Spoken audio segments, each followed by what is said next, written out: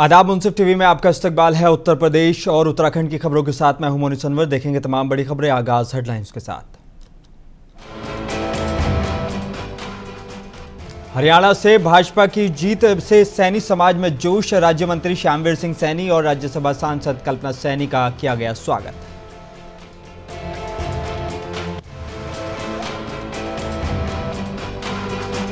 Samajwadi party के नेता हसीब खान ने अखिलेश यादव से की मुलाकात। मिल्कीपुर विधानसभा उपचुनाव में जीत का दिलाया भरोसा।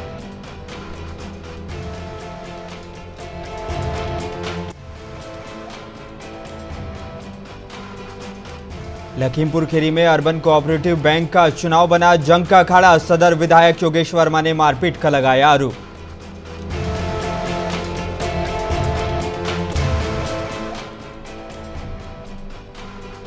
और झांसी में करंट लगने से आधा दर्जन से अधिक लोग झुलसे। हालत गंभीर होने पर झांसी किया गया रेफर।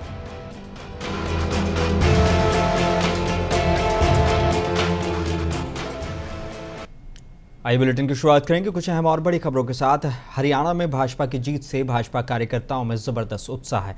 हरियाणा में नायब सिंह सैनी को मुख्यमंत्री बनाए जाने पर सैनी समाज द्वारा भाजपा हाईकमान का आभार जताया गया है। शेरपुर गांव के पास आयोजित कार्यक्रम में राज्य मंत्री श्यामवीर सिंह सैनी और राज्यसभा सांसद कल्पना सैनी का शॉल और फूल मालाओं से जोरदार स्वागत किया गया। इस मौके पर राज्यसभा सांसद कल्पना सैनी ने कहा कि आज भारतीय जनता पार्टी विश्व की सबसे बड़ी पार्टी बन चुकी है। प्रधानमंत्री नरेंद्र मोदी की कोशिशों से हरियाणा में भाजपा की जीत से पूरे देश में उत्साह का माहौल है। उन्होंने कहा कि भाजपा जहां सभी वर्गों के साथ लेकर चलती है, वहीं सैनी समाज का जो भाजपा हाईकमान ने सम्मान दिया है वो काबिले तारीफ है।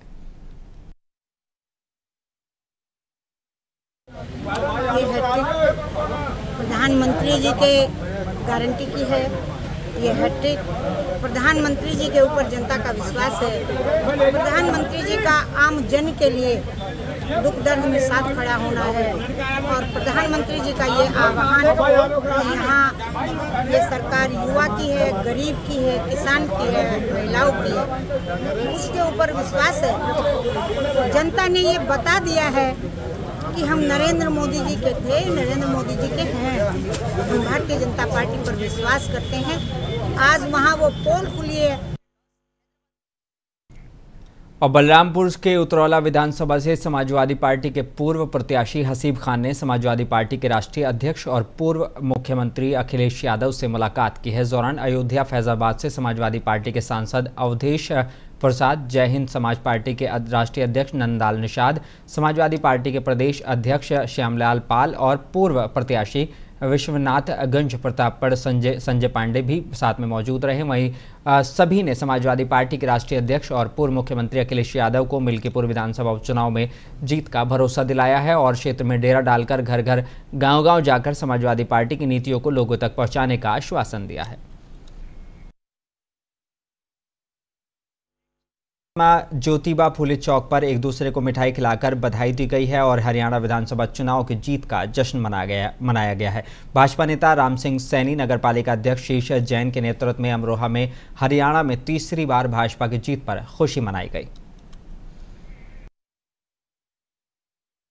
उत्तर प्रदेश के अयोध्या में तेज नारायण पांडे, समाजवादी पार्टी के पूर्व मंत्री ने अयोध्या के सरयू नदी में ब्रजेश सिंह चौहान, राम अजोर यादव, सुरेश यादव पहलवान और विजय तिवारी, वीरेंद्र गौतम सरयू ने स्नान कर पीतल के गगरी में मां सरयू नदी का पानी भरकर श्रद्धेय नेताजी मुलायम सिंह यादव की द्वितीय पुण्यतिथि और श्रद्धेय नेताजी का श्रद्धासुमन अर्पित करने के लिए सैफई के लिए रवाना हो गए हैं।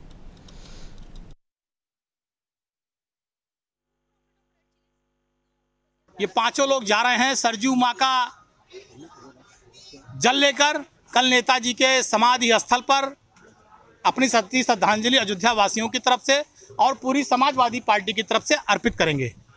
वही कार्यक्रम आज यहाँ पर संपन्न हुआ है। सरयू नदी में लोगों ने स्नान किया है। आप देख रहे हैं पूरे मटके में सरयू जी का जल लिया गया है विधि विधान से पूजा करके और नेताजी को कल श्रद्धांजलि अर्पित करने के लिए सरयू जल लेकर ये लोग यहाँ से रवाना हो रहे हैं।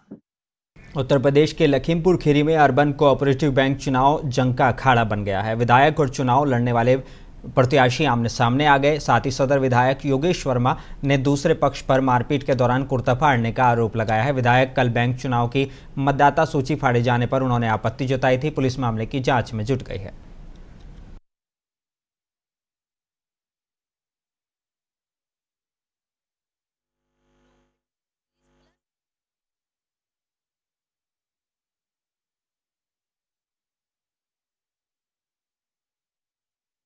आज अभी जब हमें मालूम चला कि हमारे कार्यकर्ता बंधु जितने भी भारतीय जनता पार्टी के कार्यकर्ता थे वो यहाँ पे पर्चा लेने आए।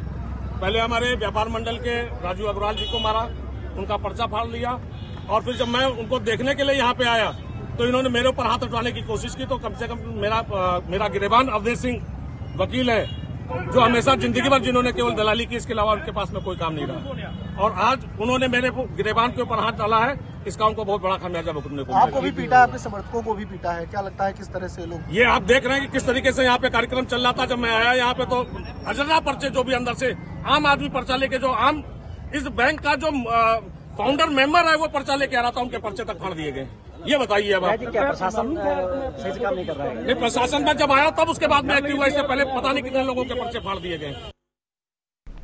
खबर झांसी के गरौठा तहसील क्षेत्र के ग्राम नागर से है, जहां कुछ लोग ट्रांसफार्मर के से फेज बदलने का काम कर रहे थे। इसी दौरान 11,000 की लाइन में तार टच हो गए, जिससे पूरे गांव में 11,000 का करंट दौड़ गया, जिससे ग्रामीणों में विद्युत उपकरण खराब हो गए। वहीं करंट की चपेट में आधा दर्जन से अधिक लोग झुलस गए हैं, जिन्हें अचेत अवस्था में सामुदायिक स्वास्थ्य केंद्र में भर्ती कराया गया, जहाँ कुछ लोगों की हालत गंभीर होने पर उन्हें झांसी रेफर कर दिया गया है। लाइट बिना बताएं, बिना सूचना के, और सिट डाउन नहीं लिया, डायरेक्ट जोड़ दिया, उसमें गलती से वो उसमें छू गया 11,000 में, तो उससे वो गांव में फैल गया करंट, जिससे कितने लोग घायल हुए? कम 6-7 लोग घायल हो गए इससे। ठीक, मुझे खुद लगा और बहुत से लोगों लगा, कुछ लोग रेफर झांसी कर दिए गए। प्रशासन को सूचना दी? किसी को नहीं दी? हाँ, थाने को ही सूचना दी, एसडीओ साहब के पास दी। पंखा सब स्टेप लाइया सब बढ़ गई। कैसी लग गई थी आग? आग ऊपर लाइट का तार है, ऊपर 11,000 की थे।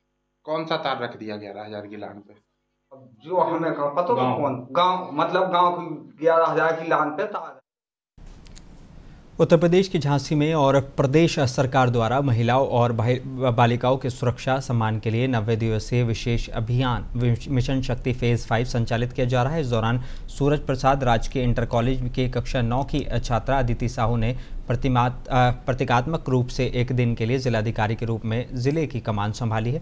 जिलाधिकारी की कुर्सी पर बैठने के बाद छात्रा अदिति साहू ने फरियादियों की समस्याओं को सुनते हुए जिलाधिकारी के पद और दायित्व का निर्वहन की सीख ली। अफसर बनी छात्रा ने फरियादियों की शिकायत को सुना और शिकायतों के निस्तारण के लिए संबंधित अधिकारियों को निर्देशित भी किया है। बता दें कि एक दिन की जिलाधिकारी अदिति साहू ने कहा कि वो भविष्य में यूपीएससी की तैयारी करके IAS बनना चाहती हैं।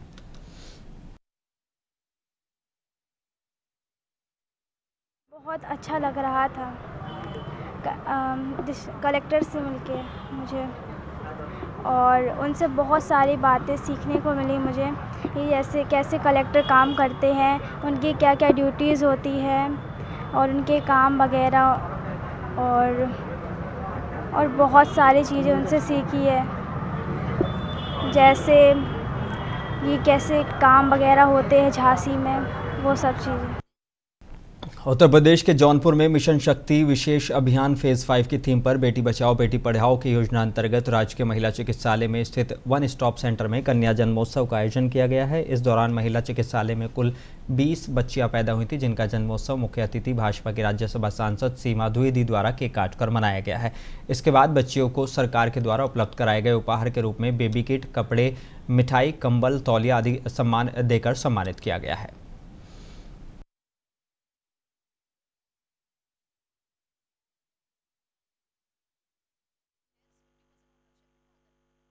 मिशन शक्ति 5 के तहत सरकार ने एक ये बताया कि जो बेटियां 2 दिन पहले पैदा हुई हैं उन बेटियों का जन्मदिन मनाया जाएगा, और मिशन शक्ति 5 के रूप में ये सरकार ने पब्लिक को, माँ को, सबको ये मैसेज देने का काम किया है कि बेटा बेटी में कोई फ़र्क नहीं है। और आज ये कार्यक्रम बहुत अच्छा हुआ। जिला चिकित्सालय में हमारे CMO मैडम, हमारे CMS, सारे लोगों ने मिल कर के जितने भी बेटियां पैदा हुई हैं सबको इकट्ठा किया और सबको पुरस्कार दिया गया, सबको मिठाई दी गई, सबका केक बांटा गया। और मैं समझती हूँ यह मैसेज हमारे समाज के लिए बहुत ही उपयोगी सिद्ध होगा।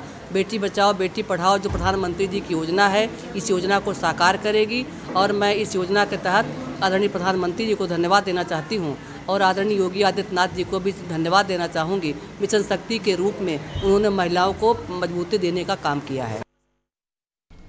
भारतीय सोशलिस्ट मंच के पदाधिकारियों ने मुरादाबाद डीएम को राष्ट्रपति के नाम ज्ञापन सौंपा है। साथ ही मांग की गई है कि यति नरसिंहानंद के खिलाफ सख्त कार्रवाई की जाए और राजद्रोह का मुकदमा दर्ज करने की मांग की गई है।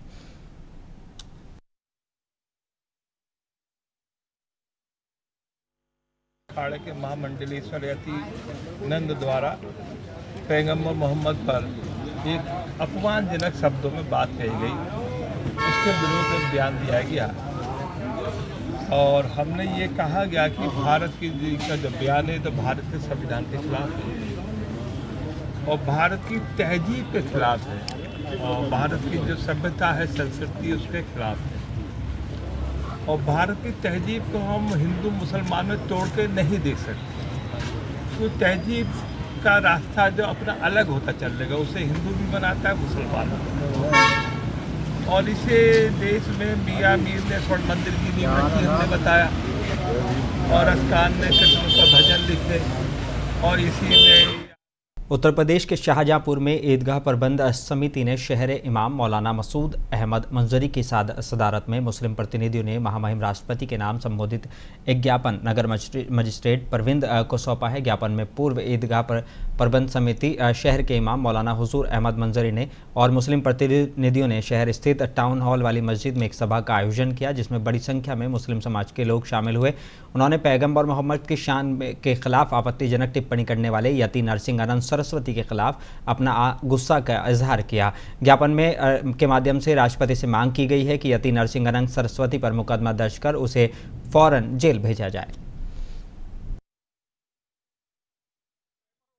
यही हमारा सरकार से मुतालबा है कि इनको सुरक्षा न देने की बजाय इनको जेल के अंदर ठूसा जाए। अगर नहीं ठूसा गया तो ये पाप का घड़ा एक दिन भरेगा और इनके खिलाफ हम लोग निकलेंगे। अगर सरकार कुछ नहीं करेगी तो सड़कों पर उतरकर इनके खिलाफ कार्रवाई, सड़कों पर उतरकर इनके खिलाफ प्रदर्शन किए जाएंगे, चाहे हमारी जानों की। ये अन्याय खत्म होना चाहिए, आज़ादी मिलनी चाहिए, हमारे धर्म का के खिलाफ न करने पाए।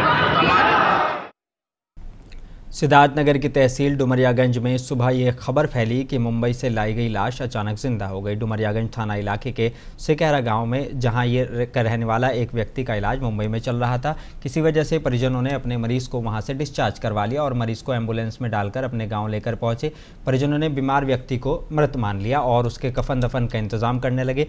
किसी ने देखा कि अभी सांसें चल रही हैं तो उसे तत्काल लेकर बेवा स्थित मिश्रा क्लिनिक पहुंचे, जहां पर डॉक्टरों ने जरूरी इलाज कर बेहतर इलाज के लिए आगे रेफर कर दिया है। हालांकि बस्ती पहुंचने के बाद मरीज की मौत हो गई।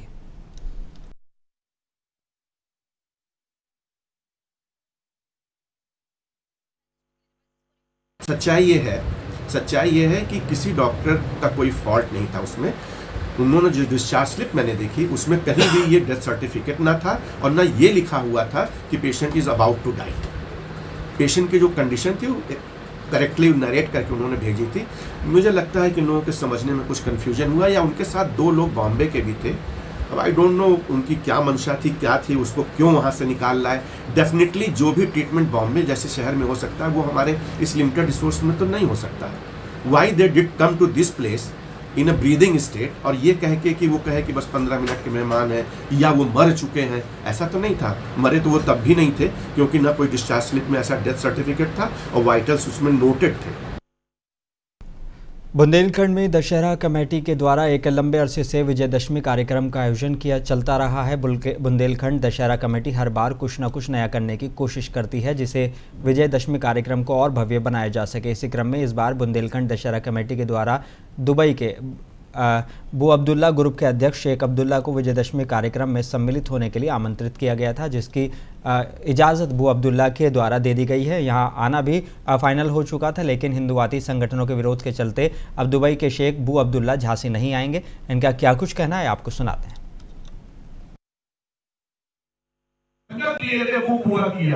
आज वही लोग बंदे की रक्षा भी कर रहे हैं।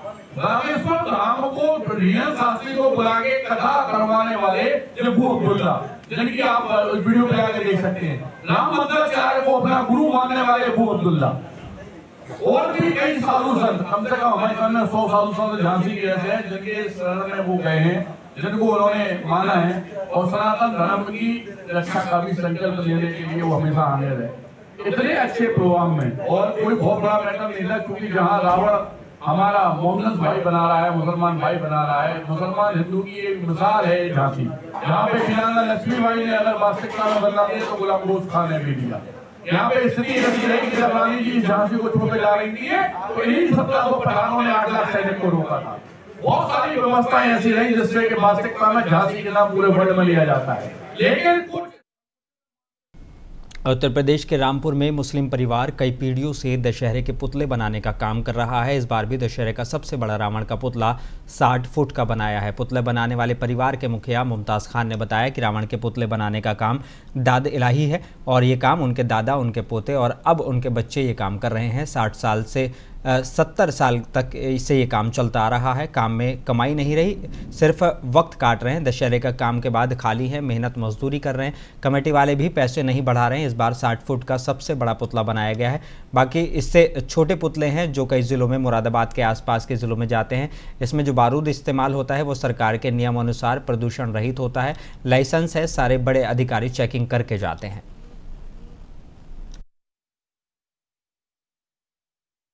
रावण के पुतले बनाने का काम हमारा काम जो है दादा इलाही है और हम करते चले आ रहे हैं। हमारे दादा ने करा, बाप ने करा, हमने करा, अब हमारे बच्चे कर रहे हैं और 60-70 साल से चला आ रहा है ये काम।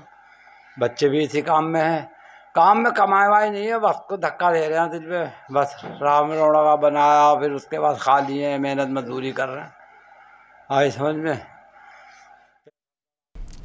और लोधी समाज के विरोध जयदेव पुरोहित अध्यक्ष जिलाधिकारी बैंक झांसी द्वारा अभद्र भाषा का प्रयोग कर लोधी समाज को लांछित किया गया है। इस मामले में उन्होंने लोधी समाज ने नाराजगी जाहिर की है। भारतीय जनता पार्टी के तहसील स्थित जिला कार्यालय पर शांतिपूर्वक राष्ट्रीय लोधी महासभा के पदाधिकारी जिला अध्यक्ष अशोक गिरी से प्रदेश अध्यक्ष के नाम ज्ञापन सौंपा गया है। ये 2 दिन पहले जयदेव पुरोहित जी ने, सोसाइटी के अध्यक्ष हैं महेंद्र राजपूत, उनको जिस लहजे में, जिस भाषा में बात करी, उसके बाद उन्होंने जातिगत जो अभद्र टिप्पणी करी, जिसको लेकर हमारी लोधी राजपूत समाज आक्रोशित है और 2 दिन से बराबर इस बात को लेकर सब्र कर रहे थे कि कभी ये कुछ पार्टी स्तर पे इनके ऊपर कार्रवाई हो। सोशल मीडिया पे हम लोगों ने इनके लिए बहुत वीडियो चलाई, इसलिए चलाई कि कम से कम इनको इस बात से एहसास हो जाए कि हमारी जो समाज है इस दिन तक का इंतजार ना करना पड़े। लेकिन ऐसा कुछ नहीं हुआ, ना तो पार्टी ने उन पर कोई कार्रवाई करी और ना ही उनको अपने पद से निष्कासित किया। और लोधी राजपूत समाज हमेशा बीजेपी का रहा है, बढ़ चढ़ के सहयोग किया है चुनाव में। आज आपने खुद देखा इतनी देर से कि हम लोग 2 घंटे से कार्यालय के बाहर हैं, क्योंकि किसी व्यक्ति की लड़ाई नहीं है, एक व्यक्ति की नहीं, पूरी समाज की है। तो जिलाध्यक्ष जी बोले कि उत्तर प्रदेश के बिजनौर के थाना चांदपुर के सराय रफी मोहल्ले में एक युवक की अवैध तमंचे से फायरिंग करते हुए वीडियो सोशल मीडिया पर वायरल हो रही है। साथ ही युवक ड्रग्स लेते हुए भी नजर आ रहा है। पुलिस ने आरोपी युवक देव अग्रवाल को गिरफ्तार कर लिया है। युवक के पास से अवैध तमंचा भी बरामद हुआ है। पुलिस मामले की जांच में जुटी हुई है।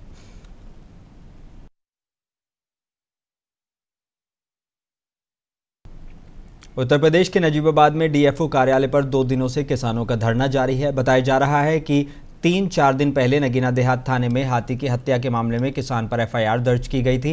किसानों का कहना है कि वो बिल्कुल गलत एफआईआर दर्ज की गई है। साथ ही किसानों का आरोप है कि वन विभाग के कुछ कर्मचारी ने 12 लाख रुपए भी लिए थे। अब किसानों का कहना है कि वन विभाग द्वारा जब तक किसानों पर एफआईआर दर्ज नहीं, वापसी नहीं होती है, इस पर धरना चलता रहेगा।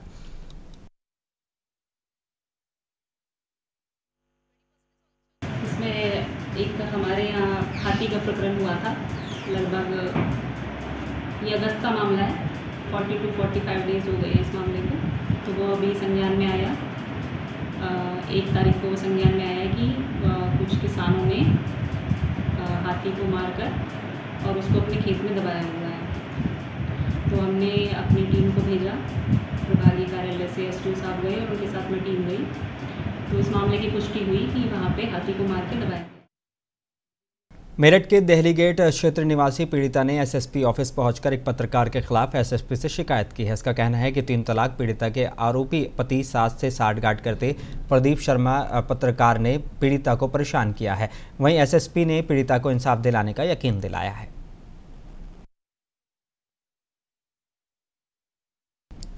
उत्तर प्रदेश के अमरोहा के गजरौला में स्टेशन चौराहे पर बाइक सवार युवक गाय से बचने के चक्कर में डंपर के नीचे आ गया। युवक की मौके पर ही मौत हो गई। हादसा देख डंपर चालक डंपर को मौके पर छोड़कर भाग निकला। सूचना मिलते ही पुलिस भी आ गई, जहां पुलिस ने शव को कब्जे में लेकर पोस्टमार्टम के लिए भेजा है।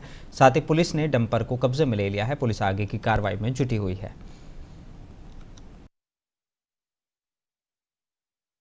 उत्तर प्रदेश के बहराइच के सुजौली इलाके के सैकड़ों ग्रामीण बिछिया वन बैरियर पर धरने पर बैठकर चक्का जाम करते नजर आए। बैरियर पर कुछ वाहनों को रोकने पर मामला बढ़ गया। बहराइच के करतनिया घाट वन्य जीव प्रभाग के थाना सुजौली अंतर्गत बिछिया वन बैरियर पर आज सुबह बिछिया भवानीपुर समेत अन्य कई गांवों के ग्रामीणों ने धरने पर बैठकर रास्ते को जाम कर दिया।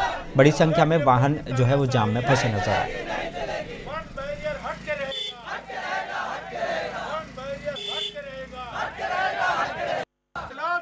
ठीक सिस्टमेटिक ढंग से निकल जाए। आपकी देखरेख में आप भी आए हैं, आपकी भी इज्जत रखनी है। कई पब्लिक जिसको कहीं बहराइच जाना है, सब समस्या है, सब फंसे हुए हैं। इससे देखिए पहले आप पब्लिक को सुविधा ना हो, आगे ठीक है अपनी समस्या आपने रखी, आपने आगे भी जाइए, आप कह जा सकते हैं, डिपो तक कह जा सकते हैं, वो मांग आप वहाँ भी जाकर रख सकते हैं। वो एक बात नहीं सुनिए, पहले एक ट्रक के लिए सबको असुविधा करना ठीक नहीं है।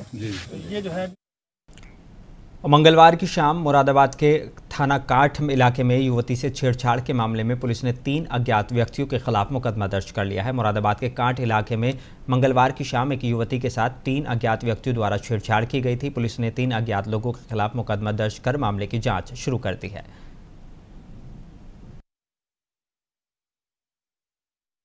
देखिए, सोशल मीडिया पे एक वीडियो वायरल हो रहा है जहाँ पे एक युवती जो है कुछ लोगों के साथ मारपीट हो रही है, ऐसा दिख रहा था वीडियो में। इस वीडियो के बाद संज्ञान लिया गया मुरादाबाद पुलिस द्वारा एवं घटनास्थल जो है वो थाना कांड क्षेत्र की मिली। इसमें जब हमने और पूछताछ करी तो मालूम चला कि युवती जो है वो बाजार में जा रही थी और कुछ लोग उसके साथ में छेड़खानी कर रहे थे। इन लोगों को आइडेंटिफाई कर लिया गया है। युवती के द्वारा एक तहरीर थाना कांड को दी गई है। इसमें मुकदमा संख्या 393/24 रजिस्टर किया जा चुका है एवं अन्य। बुलेटिन में बस इतना ही। मुझे दीजिए इजाज़त। बने रहिए मुंसिफ टीवी के साथ।